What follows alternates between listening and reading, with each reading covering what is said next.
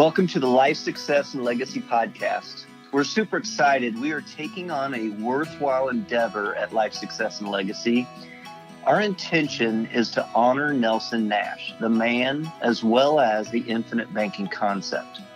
We're going to create a series of resources, including podcasts and text, as a resource for others who want to truly understand with depth and clarity what Nelson shared in his book, Becoming Your Own Banker, as well as the many seminars and think tanks that we were fortunate to have attended during his life. So who is this intended audience? Well, we will use Nelson Nash's own words. It is written for the layman, not for financial advisors, but all life agents should be thoroughly knowledgeable of its content and practice. So whether you are an individual, part of a family, a business owner, or a life insurance agent, this is for you. So sit back, relax, and we will walk you through becoming your own banker step by step so you can reference the parts you want to revisit at your own pace. And we might have a little fun along the way. Hey, we want to welcome you back to our next episode of the Life Success Legacy podcast. I'm Chris Bay, joined by the founder of Life Success and Legacy, Michael K. Everett. How are you, Mr. Everett, out there in the snow? I am doing good. I just got through scooping a little bit of snow, and it's cold outside, and it is windy. I've got drifts in my backyard that are 3 foot deep. How are you scooping snow with a shoulder that you just had surgery on? It's called a Kubota. Do you have a doctor's note? No, it's called the Kubota, and the big old scoop that I've got. So you're just one arm in it. Well, I wouldn't say that I'm one arm in it.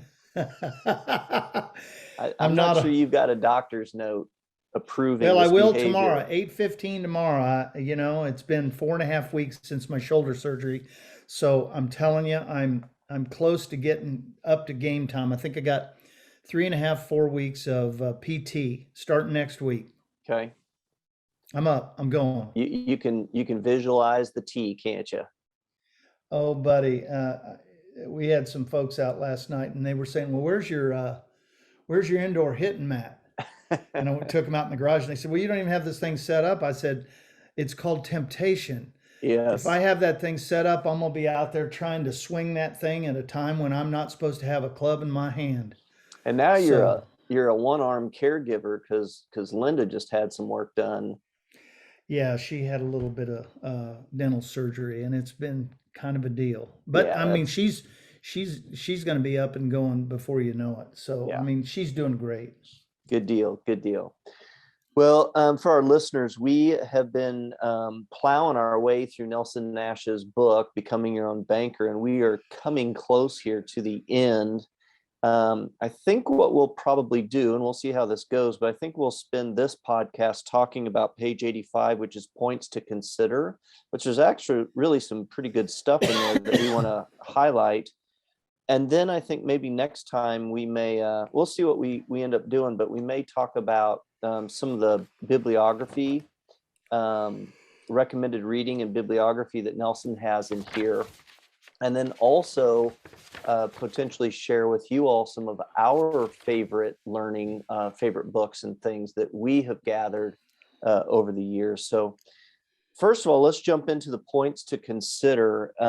Mike, this first section, he's got them numbered. Number 1, to me, really plays into one of Nelson's principles, and that is rethink your thinking. Yeah. And how we think about things. And he's talking about the American family and how we've shifted from one worker to now we think we've got to have 2 workers and that whole thing. And you and I have actually experienced this even in our own lives, our own families. Well, I guess the misnomer is, and we've all gone through this, is we're never going to have enough money. Mm-hmm. And so the way you offset that is you turn around and if you've got one spouse that is the breadwinner, then you're going to send the other one out and we're going to go do the thing.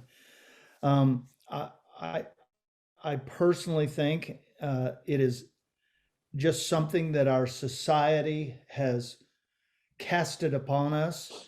And I don't I don't believe it. Mhm. In fact, I'm not living like that. In fact, we chose in 1980 to become a one income Yeah. family. And it was a big transition for us Mhm. of where we were, and we had to make some um, serious adjustments in order to make that work. And this is back when you could do daycare and stuff like that, what I would consider pretty dirt cheap Yeah. at that time period. But I think that there's a number of things that families need to relook at and rethink through in Mhm. order to make that work. Well, and even when we work on strategies for new clients, and let's just say they're a one income or two income, it doesn't matter. And we Yeah. start looking at the amount of cash that is going each month to their headwind, and that is the interest on their debt. If we simply turn that wind current, you don't need a second income. Well, Nelson used to call it bleeding. That money Yeah. would bleed out of the family. And Mm-hmm. boy, I'm telling you, once you start to look at that stuff, people will go, "Wow!" So Nelson Especially says there's only two sources of income, right? right, There's the income that we earn through work, right? That is us at yeah. work, and then there is money at work. And his whole thing on this number one section here is it possible that in today's society, and we're thinking we've got to have two incomes to every household, we don't have enough money at work? We're all working, but we don't have our money at work in an intelligent way. I think that kind of speaks back into the process that we teach. Mm-hmm. You know, when we take people through our educational process, and there are some things that are revealed not only in the webinar, but the client conversation. And then when we are able to put together a step-by-step strategy, um, it is an eye-opening moment for many, many clients, many families, Yeah. where they're looking at this and they're going, "You mean we've got $2, $3, $5,000 a month going out the door to service the debt?" Well, that's that 34.5% that they're spending on interest. That is a headwind that you literally you can't overcome unless your thinking is changed. Mike, you and I just presented a strategy yesterday Oh man. to a family that's basically single income, Yep. and the breadwinner is making a good living. There's a lot of money, but they are Yeah. fighting the headwind. Oh And man. when we showed them with our software what was possible, what happened to that guy? He had tears in his eyes. He did. Yeah, He's but you working could his just tail off, but feel he cannot feel like he can get ahead. you could feel the pressure release. Mm-hmm. And man, if you can take somebody's existing income and show them what the possibilities are, it is unbelievable how you can change their family. It was a really sweet moment when his wife really wanted to stop and recognize what he It, has accomplished over the years, and that they're fighting this headwind, so it feels frustrating to him. But with this knowledge, with this skill set, and with our support, that hard work that he's been doing all these years, and really it's a team because she's been raising a bunch of kids, yeah, right? they got 5 of Right. Is them. that all that hard work is gonna benefit them. We just got to Right. turn the wind current. So That's it. okay, let's go to number two here. Nelson's talking about if you knew at passive income time. Remember, Nelson took retirement out of his vocabulary, Yep. Yep. but he's totally okay with passive income coming to him. That you would get back everything you paid into a system tax-free. Mm. Would you object to putting more money into it? Well, he kind of leads you down the path here. He does. I He mean, does. if you knew that you were going to get back all that you put into it, you would do this in a second. But And well, I was going to but say, and the reality is, he says, get back everything you put into it. But the reality of it is, you get back more than what you put into it you tax-free. do, And yeah. yeah, and how's that Yeah. happen? Well, you're talking about, And everybody who has listened to our podcast knows it's dividend paying whole life insurance. Yeah. And that it has to do with premium deposits. And so you're looking at the way the policy is designed. It's designed for cash, not death benefit. But because of the way the design is and the way the dividends work and the way the internal workings of the policy works, your death benefit is growing, and so is the cash value of the contract. Mm-hmm. So at one point in time, you get down the road, and I'm going to say 25, 30, 35 years, you have the availability of being able to take policy loans and not be taxed on that money. Yes. Even though Nelson doesn't show that in the book anywhere. He mentions it though. Like I was looking back at what we just did on the section that says, "What if I'm uninsurable?" Right. Back on page 82, and he's talking about the father. Remember, he was uninsurable. That's right. So he started a policy on his daughter. Yep. And he says, if he is still living at this point, I'm down probably 2/3 of the way, which yeah, is 15 right, years. almost at the bottom. Yeah. Yep. If he's still living at this point and wants to continue receiving tax-free income, he could simply switch to policy loans, which are income tax-free. Before that, he had him surrendering cash values of paid up additions. Yep. Right. Yep. But then if you just switch to which policy we loans. wouldn't even switch, we would start with loans. That's right. From the very beginning. Yeah. Okay, let's go now to number 3. And this is about, and we get this question all the time. People pick up on this. Yep. And they say, okay, Nelson says, okay, if you're putting your money in somebody else's bank and you have a banking system, wouldn't you want to run all of your money through your own banking system? And people want to know, well, when can that happen when I can run all of my income through my own banking system? So let's talk about this a little bit. Well, we discussed this just prior to us getting on here, and I'm gonna go down to the 3/4 of the way into that paragraph on number 3. It says it will take the average person 20 years to reach this level. Now, I am just entering my 17th year. I'm not even to 20 years in my IBC journey. So I believe that there is a way to accomplish that, but there is a number of factors that take place. Number one, our own mind is the first barrier. Yeah. It's really a matter of how you think. And we, as infinite banking coaches, do we have it figured out? We do not. That is hard for me to say because of the time and energy and experience that I have in infinite banking. But there is also a line out there because I'm not to 20 years yet.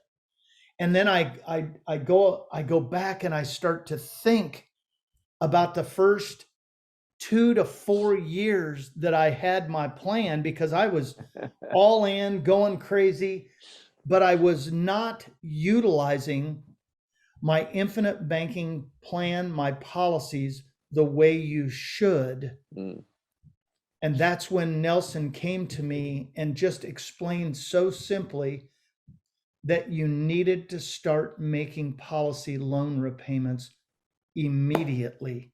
Yeah. And I'll be honest with you, there was a shift in my brain, but I was 3 years behind the 8 ball. So technically I'm entering my 17th year. Let's back it up 3 years. I'm really entering my 14th year of utilizing my policies in the way that it should be. Yeah. So if you get back to this and you say, well, you already put all of your income into somebody else's bank, why aren't we running all of our income through our own IBC system? And we know in the beginning, policies are not mature enough where you're getting 100% access of everything you put in. So that's one of the factors. I think of what are the factors or what are the levers we've got to pull to get to that system. One is you have to have a policy that is mature, where if you take your paycheck, for example, if you're a W-2 employee and you take your paycheck and you run it through a premium, you want to have at least 100% of that available to you. That's right. Well, if you get paid once a month, for example, you would want to have a policy, a mature policy available to you every single month of the year that you could run your paycheck through, turn around and pull it right back out. Right back out. Okay. Without it affecting the policy in a negative way. Exactly. And so you've also got to be doing some loan repayments. Yep. Right. And so you can see how when you're starting to talk about at least 12 policies that are mature, that can take, 4 to 6 years to get it to a place where it's mature. And being able to do that, you could see how Nelson would say for the average person, which we know you are well above average, Mike Everett. Oh, come on. The average American, it could easily take 20 years to set up a system like that. Yeah. In fact, I had dinner many times with Nelson, and that just always perplexed me. And he said, well, we're just talking the average. He said, but in all reality, because of the way we run our lives, it's going to be more in the neighborhood of 20 to 28 years. Just because there are life changes, there's things that happen. You got to get a new car. You got to get a new washer dryer. You're going to go on an extra vacation. Your kids are going to go to college. I mean, there's just all of these different factors that then play into that. Mm-hmm. All right. Any other comments on that number 3 about running all of your money through your premium? The last sentence is important. Okay. If this message is taught to succeeding generations, then a perpetual banking system can be achieved. And that's important to both of us. Super, super important. And I'll be honest with you, because, we've been going a million miles an hour. I've not done the job that I should with my own children. But now I'm going to get an opportunity, because things are starting to, I wouldn't say that we're, so busy that we don't have time. It's just that it's kind of that time where your kids are starting to feel a little bit more mature, because you have that gap, where they don't really listen to anything that you say. No. And then all of a sudden, both of my kids are at a place where, maybe dad does kind of know what he's talking about. Yeah. And now their lives are busy, so it's hard for them. They're just dealing with emergencies all the time. Yeah. And so, hard to be strategic. It's I think it's going to be important, at least with my children at one point in time, to sit down and say, okay, hey, this is what we have in place. Mm-hmm. We need to figure it out. So when I do hand the baton off at graduation day, there's a little bit of education put into place where they need to kind of say, okay, yeah, Dad, you were right. Yeah. A friend of ours, Mike Kwong, has written a book, and the inspiration of that book was writing it for his daughter. Oh, wow. And it's really, he's working on pulling it all together now, but I've read through it and a couple times actually as he's developed the drafts, and it's really powerful, and what an amazing legacy to pass on to the next generation. Yeah. Well, Kwong's so dadgum sharp, it's unbelievable. Yeah, he's way too good. Yeah. Okay, number 4. This is all about the tax code. And I actually did some additional thinking and research on this one, but Nelson starts out, and I love the word onerous. Yep. He says, when government creates a problem, and he says onerous taxation, and then turns around and grants you an exception to the problem they created, any tax qualified plan is what he's referencing there. Aren't you just a little bit suspicious that you're being manipulated? Now, first of all, let me, for our listeners, most of them know this already, but let me read what onerous means. There we go. That'd be good. Onerous is involving an amount of effort and difficulty that is oppressively burdensome. Oppressively burdensome. So when you think about the tax code, Mike, tell us a little bit about the history of the tax code. Take us back to 1913. So our wonderful income tax law started in 1913. And of course, they started out with a very low percentage of income tax. You're just going to do a flat tax, is what it was. And they started their first proposal, I believe, to Congress was 2%. It was so little, it was ridiculous, but it wasn't to the point where onerous would come into the conversation. Right. But as life has happened, this, and you got to think about, and so I'm going to try to stick as close to as I can to IBC. Yes. Yeah, because this is really about infinite banking. So infinite banking deals with dividend paying whole life insurance. Period. Whole life insurance was created around 120 years prior to the income tax law. Mm-hmm. It is the only financial tool that was created prior to the income tax code. So let's talk about some of the things that were created afterwards. IRAs, mutual funds, 401ks, 403bs, 529 Roth plans. 529 plans, Roth IRAs. So those are all part of the income tax code. Mm-hmm. So, here's what we've been taught to do. We've been taught to take our money and set it aside little by little and set it aside for 20, 30, 40 years. And then eventually we get access to it. And it doesn't work that way. Yeah. And I'm gonna share now my personal story. I had participated fully in my 401k at my profession prior to getting into IBC. Well, hey, I was getting this awesome match to just be added to my, and then all of a sudden, I literally read this book. Yeah. And it started it started out as a fog, I'll be honest with you, but then I started reading it and then I read it again and I thought, well, this makes a little too much sense. Mm-hmm. I had just turned 50. I was doing everything that I possibly could or that I should do because I had some IRAs and I had some mutual funds, but yet I was still in debt up to my eyeballs. Yeah. And I thought, is this all we have? And when I started putting two and two together, I started looking at the way I was not being able to utilize the dollars that I had set aside over here. And then I thought, I will never get ahead. And this is what prompted me. Again, the way we think.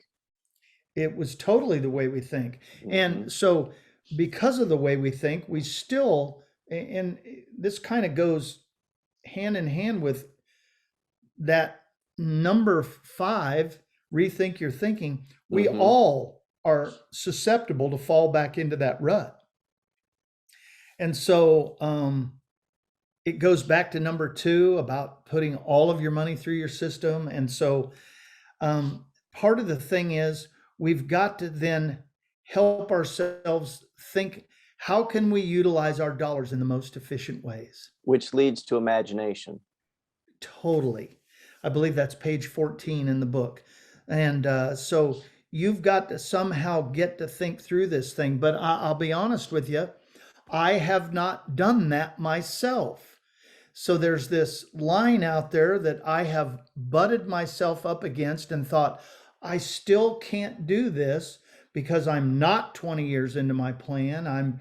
I'm not doing this. I'm not doing that, but I'm helping myself think through this. And these are the kinds of conversations that we have with our clients. Yes. And amongst our team. Yeah. Well, and amongst our team, when we're sitting here thinking about how can we continue to learn and grow so we can share these things with our clients that would be beneficial for them and their families. One of the things I share with business owners all the time that I use myself is I have a policy. Now it's a system of policies, but I had started with one specifically for my tax dollars because I'm a business owner. And I use my tax dollars and repay that policy, use the cash value to pay the premium, and then I take a loan to pay my taxes, and then I just simply replenish it through policy loan repayments till the next year. Yep. That is imagination.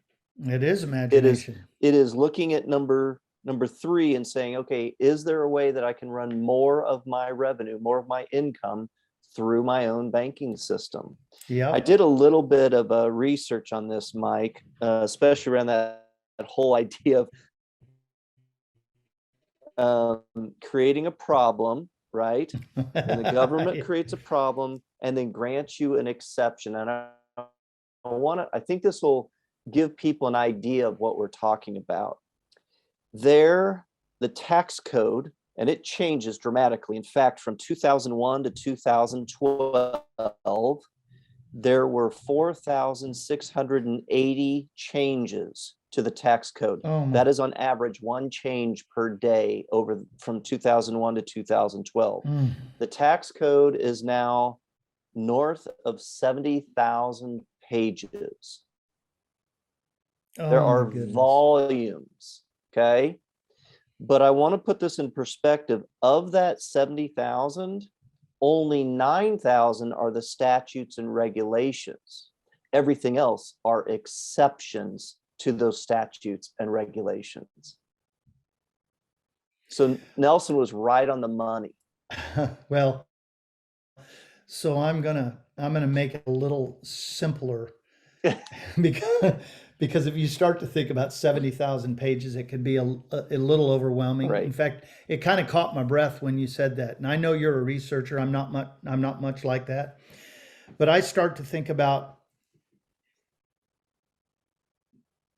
the number of different types of plans that are out there. So if you think about it, they made HR 10 plans for partners and sole proprietors. They had a retirement plan. Pension plans. They had a pension plan, and then they had the 401k plan. Now, they keep changing the name of the retirement plan. I'm putting air quotes around that. Why do they change the name? It's because of that 70,000 pages, because they've got to be making all of these changes. So what they do is they change the name of the plan because there's exceptions to the rules that they've already set in place. Now, if the government is creating these plans, are they creating them for you or for themselves? Well, as Nelson says, wouldn't you be just a little bit suspicious that you're being manipulated? He says if they really wanted to give you a break, all they have to do is cut out the taxes. That's right, and they're never going to do that. And they're not. They're never going to do that. I mean, we got to pay for too many senators and congressmen's salaries up there. I feel like our CPA's job is pretty secure. I think we're going to need that CPA for quite some time. Yeah, we'd never be able to do our own taxes. In fact, how many pages was the original tax form? One page. Mine didn't look like one page this year when we were doing it. No. Well, you got it back there. Oh, let me get life, success, and legacy. Okay, so I'm pulling it out of here. And I don't think they've got them numbered, but here you go. You talk about overwhelming, and it's crazy, but yet, it's no wonder that we're just a little bit suspicious. Yeah. But absolutely. That's another thing in itself. All right, let's bump ahead to number 5. And this one's really talking about where is it that you want to store your wealth. It has to reside someplace. And so he gives a couple of examples. You want to talk about those, Mike? Well, I mean, obviously the one that everybody thinks about is their home, real estate. And in fact, we even have a number of clients that are investing in real estate. I mean, they want to buy property, and some of them are going to buy land. Some of them, in fact, we have some people down in Arkansas, they buy raw land. And then they sit on it for 6 or 12 months, and then they turn it, and they make. I'm sure they make tons of money. So, that everybody needs liquidity. It says there. Yeah. But yet real estate is what they call a frozen asset. I mean, it's almost impossible sometimes to access the equity in our home. This is why we tell people when things are not tight, Mm-hmm. we really truly suggest that people set up a home equity line of credit so they can access ready available cash in a pinch. Mm-hmm. So they're not just pushed against the wall and say, nah, I'm sorry, you just can't do that right now. Yeah. So we think that's kind of important. And sometimes they do that home equity line of credit in the second position along with their mortgage, and some folks put it in the first position. That is That's right. their mortgage. And it's an interest only loan that they're doing. Yep. Okay, so then what about the stock market? Oh boy. You got a lot of money in the stock market, don't you? I actually bought some 5G stock about a year ago, and I bought it at 27 and it's at $77. Yeah. Really, I should probably walk out of it right now. But, I just think we're just barely, but I did not put very much money in it. Let me put it this way. I put like $1,000 into it. And give us a reason why. Why did you do that?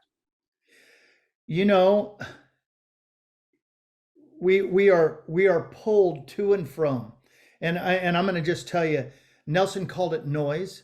Mm-hmm. And so we have a tendency to do a lot of reading and a lot of research, and I'll be honest with you, I spent probably 6 months before I pulled the trigger on this reading about 5G. Yeah. And so I thought, well, what the heck. I had $1,000 sitting around. I dumped it in, and now I've got close to $4,000 sitting in this thing. And really, I should pull it out. Thank my lucky stars I didn't lose my shorts. But for the first 6 or 8 months, this thing lost money. Yeah. And I was sitting here going, what have I done? But the stock market is risky. There are no guarantees in the stock market. And I say this all the time because the stock market is almost like if you just took the window and you threw the money out the window with the idea, even though you've got all of these series licensed guys that are going to give you all these statistics of how this thing is going to rebound and grow and this and that. But yet getting back to IBC, so what is the real percentage that people are making in the stock market? Let's even call it 10 to 15%. Now that's before taxes, by the way. Maybe before fees. Yeah, before fees, before taxes, and all the stuff that comes out of that stuff. And yet they're still sitting on credit card debt. Mm-hmm. They're still sitting on car debt, student loan debt, and a mortgage. So we get back to the basics of IBC, and that is what we call headwind. Yeah. That's the 34.5% that they're paying on their existing debt. So if there was a way that we could get rid of, let's just say half of that debt, and let's call it 30% interest, and we were able to get them 15% of that to where they could actually pay that on a monthly basis to themselves. Hey, we want to welcome you back. We're in the middle of our podcast on page 85, points to consider, and Zoom just dropped on us. We're actually talking about the second column where we're talking about the stock market, right? And Mike, you were talking about how turning the wind current and that 34.5% that average America is losing to interest on their debt. Well, so, they've got all these debts that they're paying on every month. And Nelson says that it's 34.5%, but let's say it's 30.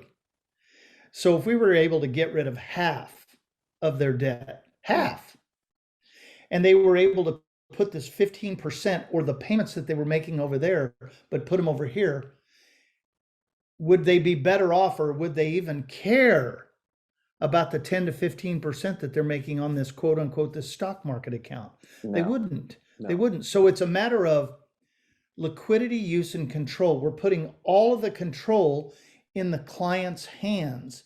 And when they start to learn that they can actually do that, everything changes. And of course, we get back to imagination, we get back to how they think. There's just so many different variables, but it's all in the client's hands. And the beautiful thing is when they turn that wind current and they're turning that percentage their direction, there's no risk involved. They're Zero. controlling it. It's not like you have your money in the stock market and you're hoping and wishing or timing it right. You control it all, right? The So that's guarantees of the four that- things that IBC does. We're Yeah. obviously talking about just the first step. Then we get on We to are. the others. Mike, that third bullet there, he gives the third option or a third option. And obviously that is our life insurance policies. Anything on that? That's pretty self-explanatory. It is very self-explanatory. You're talking about a contract that you own, that you're the owner, you have control of all of the, and Nelson calls it absolute control. You have control of all of the facets of what's going on with the dollars that are coming in and the dollars that are coming out that are available to you. Yep. It's very, very, very simple. Number 6, just a reminder, and this is actually one of my favorites in the book, and we actually do a pretty involved drawing on this in our boot camps to really break this out and show how it works with IBC. Nelson says you finance everything you buy. You either pay interest to someone else. Obviously, if we take a loan at the bank, we're going to pay interest on that. Yeah. Or you give up the interest you could have earned elsewhere. Again, if you're saving up and paying cash, like a Dave Ramsey type of approach, you are interrupting that compounding interest over and over again. And Nelson says there are no exceptions. So I'm going to do a quick plug here. We have a process in place for a reason. We have our webinar. We really would request that people read this book. Number 3, we do a client conversation. And number 4, we do this thing called a boot camp. Yeah. The boot camp is really an in-depth dive. And when Chris says that he does this drawing, the drawing, it almost makes you hyperventilate because you look at this thing and you go, holy cow, it cannot be this easy.